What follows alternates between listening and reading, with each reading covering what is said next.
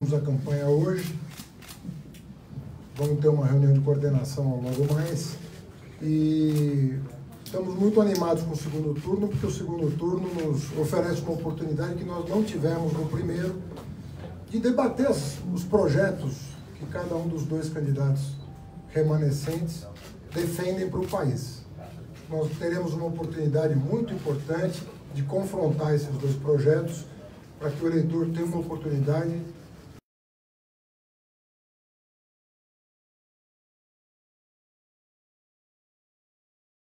em virtude da importância da eleição brasileira e da importância do Brasil no cenário internacional, na América Latina, nos BRICS, enfim, em todos os cantos do mundo o Brasil tem uma presença muito importante e o que vai acontecer no Brasil vai ter significado internacional, no nosso entendimento, sobre a nossa tradição diplomática, sobre a nossa tradição em termos de relações internacionais, relações comerciais, respeito à autodeterminação dos povos, toda uma tradição que está em jogo nesse momento e que nós pretendemos representar. Respeito à Constituição de 88, aos direitos consagrados na Constituição, aos avanços que foram promovidos no passado recente, que nós queremos aprofundar, inclusive para tirar o país da crise econômica e política que se encontra. Então, tudo isso vai poder ser mais aprofundado no segundo turno e nós estamos muito confiantes de que essa oportunidade vai ser oferecida, de maneira que as pessoas vão ter aí 3 semanas pela frente para refletir, sobre a sua decisão de primeiro turno e, eventualmente, a decisão de segundo turno. Dito isso, eu me coloco à disposição para algumas perguntas. Como eu tenho horário para embarcar, eu não vou responder a todas as perguntas, mas algumas eu me disponho a responder. Boa tarde, Rafael, do Valor Econômico. O antipetismo foi a tônica do voto nesse primeiro turno, isso na opinião de 100% dos analistas. Eu já perguntei até outra vez para o senhor sobre autocrítica.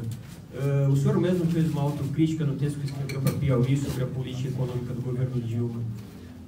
O que os analistas estão dizendo é que o PT precisa fazer um aceno ao eleitorado de centro, ao eleitorado que deixou de votar no PT, e isso passa por uma autocrítica sobre os problemas que a Lava Jato apontou, sobre os problemas que o senhor mesmo viu na condução econômica do governo Dilma.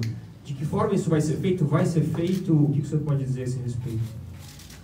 Olha, você está citando um texto meu para dizer que eu não fiz aquilo que eu devia fazer. Então, é um paradoxo a tua pergunta, porque você está citando um longo texto, um longo ensaio que eu publiquei há mais de um ano, quer dizer, não é nem recente, mas tem mais de um ano que eu publiquei esse texto, fazendo um balanço honesto intelectualmente daquilo que eu imagino que tenha sido equívocos de condução da política econômica, acertos e medidas corretivas, ao mesmo tempo em que eu procurei demonstrar nesse texto, depois comprovado por depoimentos do próprio PSDB, que a maneira como o Congresso se conduziu em 2015 colocou em risco as bases de sustentação das finanças públicas, que não terminou até hoje.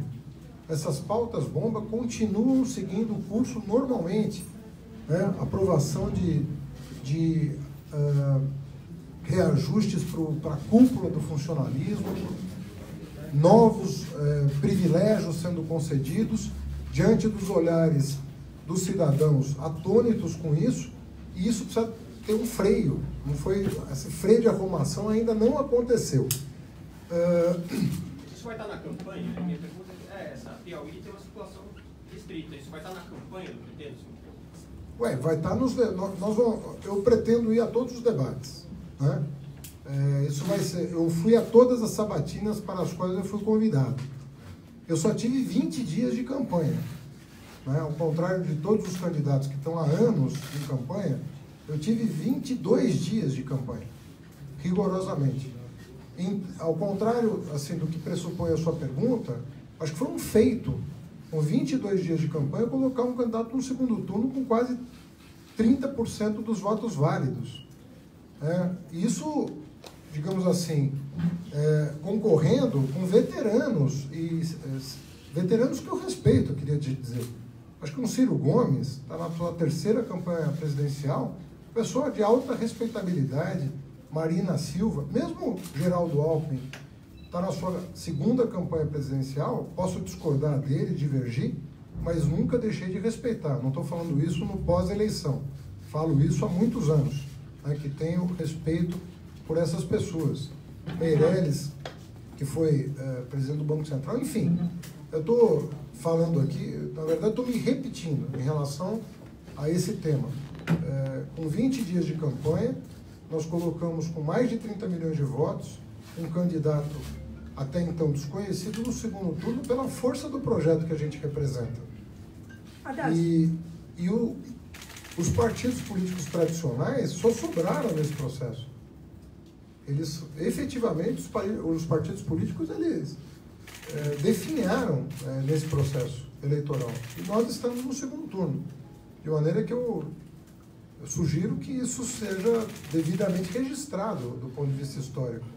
Foi um feito, com 22 dias de campanha, conseguir mais de 30 milhões de votos, defendendo um projeto. Porque foi o que eu tive tempo de fazer. Defender um projeto.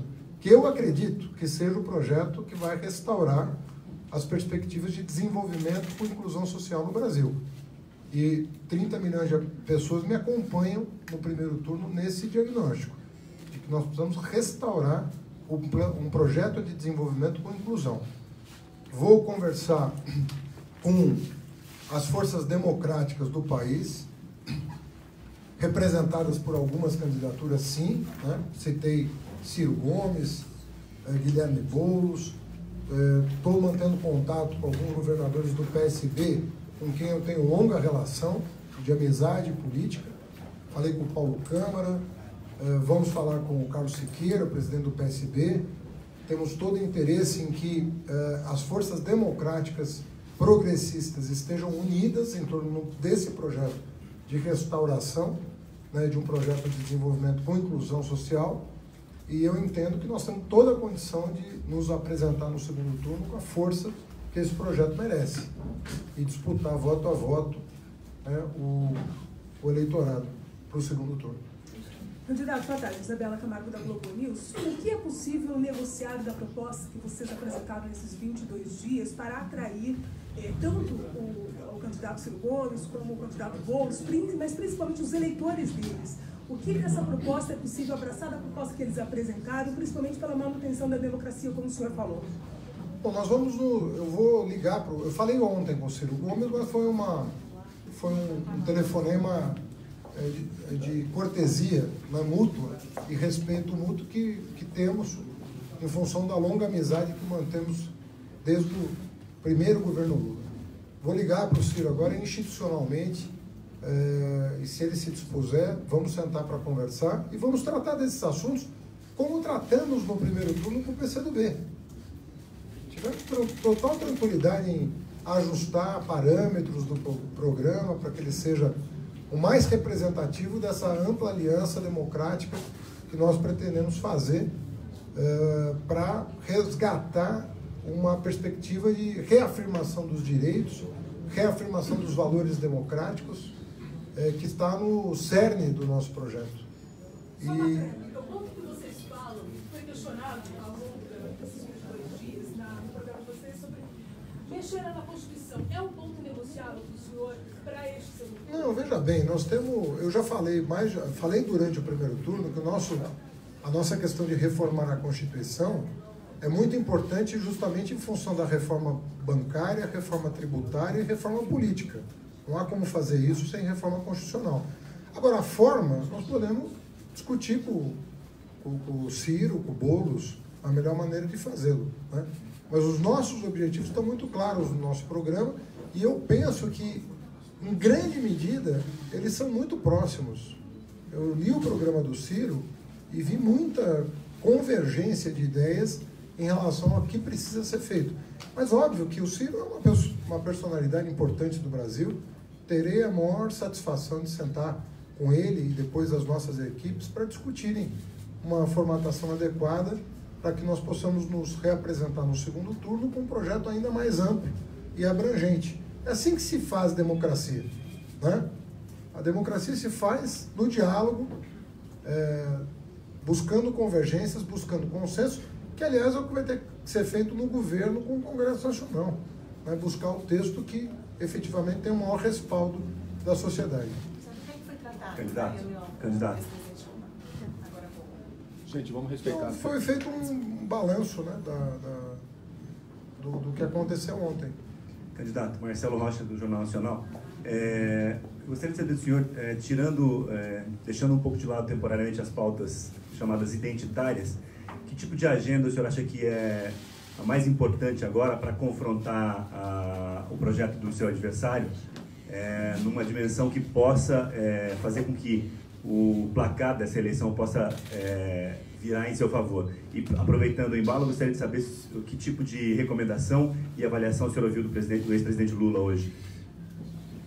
Na verdade, o que eu penso, não pode ter tema tabu numa campanha eleitoral. Né? Temos que discutir todos os temas. Mas o que eu penso que vai nortear o segundo turno é muito o modelo econômico, né?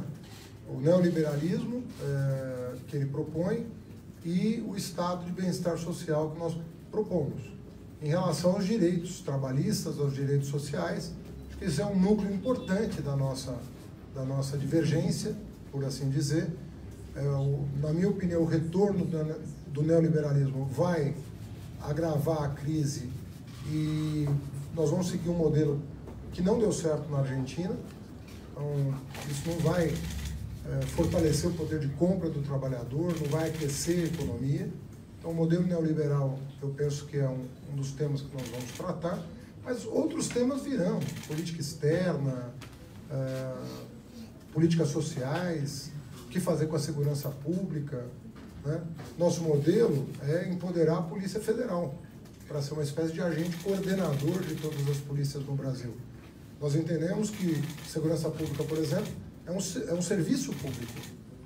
E armar a população é desonerar o Estado de proteger o cidadão.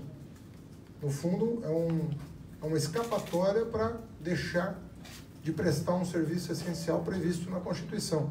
Quer dizer, o Estado tem que prover segurança pública. Se não está acontecendo, vamos inovar do ponto de vista institucional.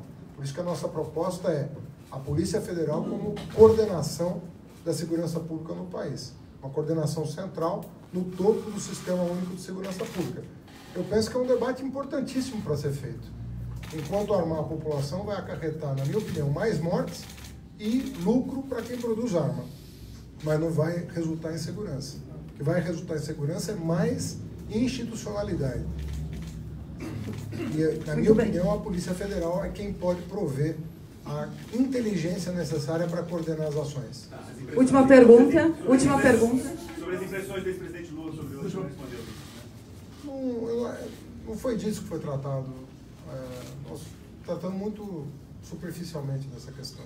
Bom, candidato, começando o segundo turno, sou João Carlos Del Rios, da KTV TV Cultura. Provavelmente, né, nós teremos aí uma série de ataques, uma série de acusações no segundo turno. Como é que vai ser a sua campanha a partir daí? O senhor vai responder também a esses ataques, a essas acusações, ou vai manter o estilo paz e amor nesse segundo turno? Olha, nós pretendemos manter uma campanha propositiva, como fizemos no primeiro turno. Obviamente, você pode arguir o outro candidato das propostas que ele está defendendo, né? Que foi o que nós fizemos na reta final. Agora, o que aconteceu na internet, da parte dos nossos adversários, isso nós não vamos usar esse tipo de artifício, né? Nós não vamos lidar com mentira, com disseminação de calúnias, com injúrias, como aconteceu em relação a mim, a minha família e a minha vice, Manuela Dávila. Não entendo no que uma pessoa pode achar que isso contribui com a democracia. Ficar ofendendo as pessoas na honra, ficar falando da religiosidade das pessoas, né? Estou aberto para discutir qualquer tema e gostaria que esses temas mais afeitos a valores fossem discutidos publicamente, olho no olho. Não me furto a responder nenhuma pergunta sobre valores, desde que elas me sejam feitas olhando no meu rosto. Agora, é muito difícil você se defender de uma enxurrada, de um bombardeio via WhatsApp com mentiras a seu respeito. Nós não temos dinheiro e nem condição de ficar enfrentando esse tipo de coisa. Então fica o apelo para que a Justiça Eleitoral seja mais rápida em tirar do ar, como aconteceu no último dia de campanha só, nós conseguimos tirar 35 matérias falsas sobre mim e sobre a Manoela. 35.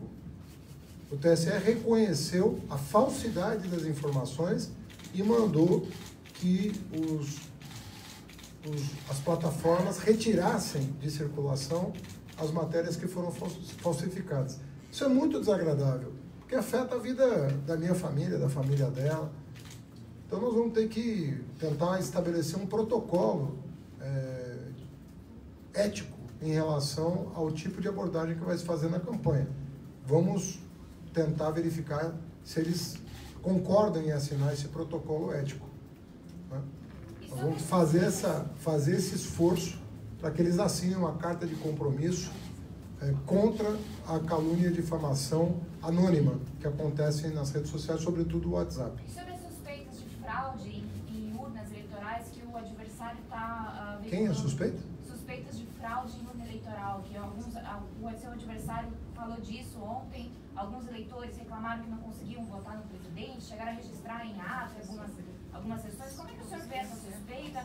A sua coligação ouviu relatos parecidos de eleitores? O que o senhor acha? O que eu ouvi foi um desmentido da própria imprensa, né? A imprensa apurou, inclusive um vídeo que foi veiculado na página do filho do candidato, veiculou, apurou e demonstrou a falsidade da informação. Repito, isso não ajuda o eleitor. Isso não ajuda a democracia. Sabe, se você tem alguma dúvida, procure a autoridade competente antes de veicular, e ela existe para isso. Para isso que existe fiscal, para isso que existe policial, para checar a informação antes dela ser propagada. Porque senão só má fé explica esse tipo de veiculação. Muito obrigada, candidata Haddad.